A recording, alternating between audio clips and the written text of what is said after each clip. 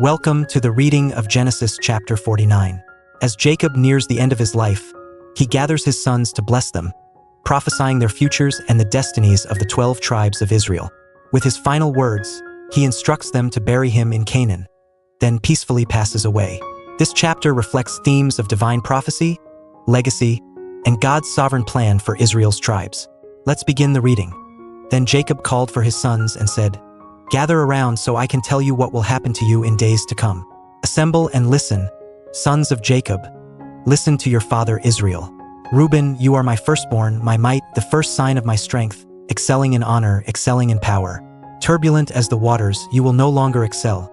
For you went up onto your father's bed, onto my couch and defiled it. Simeon and Levi are brothers. Their swords are weapons of violence. Let me not enter their council. Let me not join their assembly. For they have killed men in their anger and hamstrung oxen as they pleased. Cursed be their anger, so fierce, and their fury, so cruel. I will scatter them in Jacob and disperse them in Israel. Judah, your brothers will praise you. Your hand will be on the neck of your enemies. Your father's sons will bow down to you. You are a lion's cub, Judah. You return from the prey, my son. Like a lion he crouches and lies down like a lioness. Who dares to rouse him? The scepter will not depart from Judah, nor the ruler's staff from between his feet, until he to whom it belongs shall come, and the obedience of the nations shall be his. He will tether his donkey to a vine, his colt to the choicest branch. He will wash his garments in wine, his robes in the blood of grapes. His eyes will be darker than wine, his teeth whiter than milk. Zebulun will live by the seashore and become a haven for ships. His border will extend toward Sidon. Issachar is a raw-boned donkey lying down among the sheep pens. When he sees how good is his resting place and how pleasant is his land, he will bend his shoulder to the burden and submit to forced labor. Dan will provide justice for his people as one of the tribes of Israel. Dan will be a snake by the roadside, a viper along the path, that bites the horse's heels so that its rider tumbles backward. I look for your deliverance, Lord. Gad will be attacked by a band of raiders, but he will attack them at their heels. Asher's food will be rich. He will provide delicacies fit for a king. Naphtali is a doe set free that bears beautiful fawns. Joseph is a fruitful vine near a spring, whose branches climb over a wall.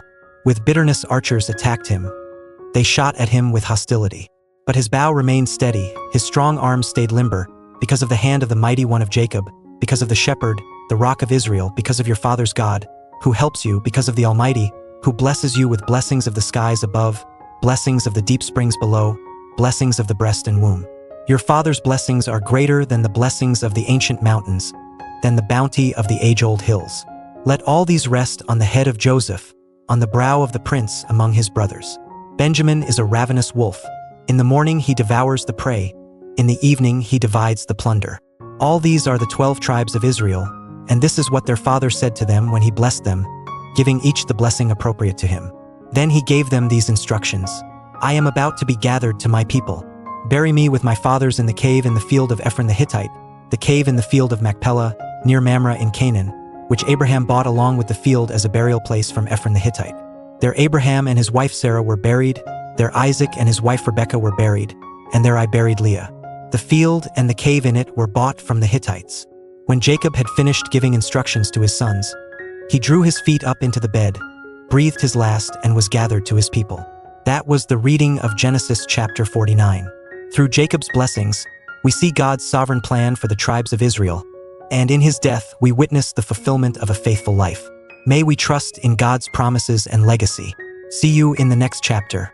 God bless you.